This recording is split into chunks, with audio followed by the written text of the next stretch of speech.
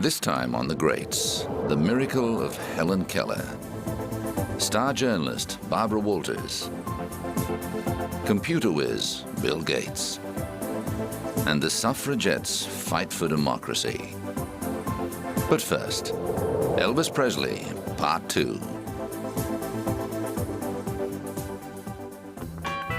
In the late 60s, Elvis's film career was grinding to a halt, with lackluster efforts like The Trouble with Girls and the non-singing Change of Habit. But privately, things couldn't have been better. On the 1st of May, 1967, he finally married Priscilla in Las Vegas. 9 months to the day later, their only child, Lisa Marie, was born.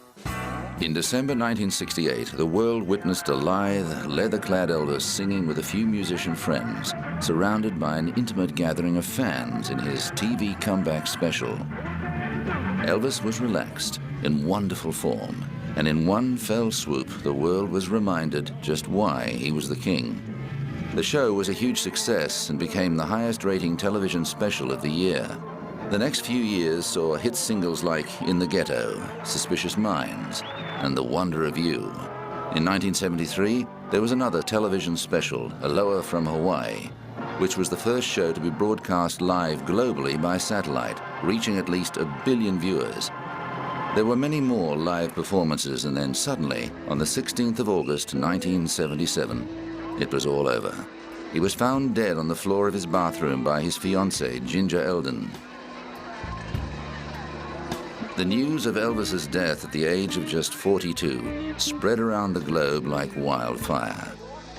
In the last few years of his life, he'd become increasingly dependent on a vast quantity of drugs. The autopsy identified 14 different drugs in his system, 10 in a significant quantity. His funeral was attended by hundreds of thousands of fans, although few of the rumored celebrities turned up. One who did was Anne Margaret. She and Elvis had remained firm friends right up until the end. A statement to the public was read out by the then president, Jimmy Carter. But it is actually since his death that Elvis's legend has really grown. Despite the tackiness of the merchandise or the extraordinary phenomenon of the Elvis impersonator industry, the love and adoration of the fallen star has only grown and consolidated.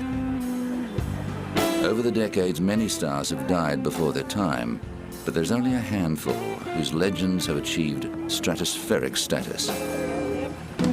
So why Elvis? The answer is simple and lies in the inherent contradictions in his appeal. He really did have something for everybody. Young straight men wanted to be him, while their female counterparts wanted to be with him. Older women wanted to mother him as he serenaded them with ballads. His talents span genres.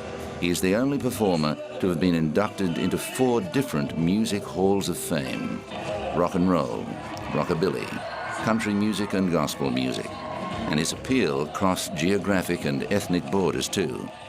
I don't see Elvis as an American idol, you know.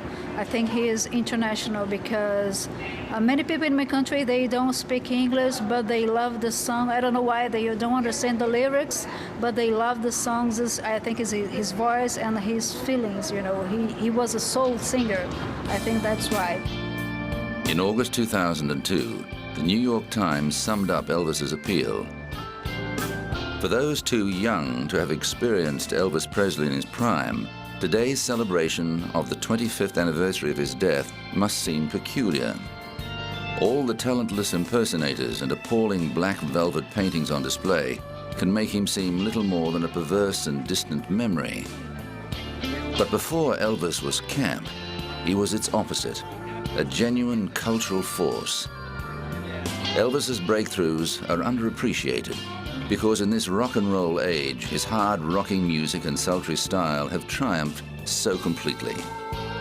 But the last word should come from the man himself. "I want to entertain people," Elvis once said. "That's my whole life, to my last breath." Well, his last breath was over 30 years ago, and he hasn't stopped entertaining us yet, not by a long shot.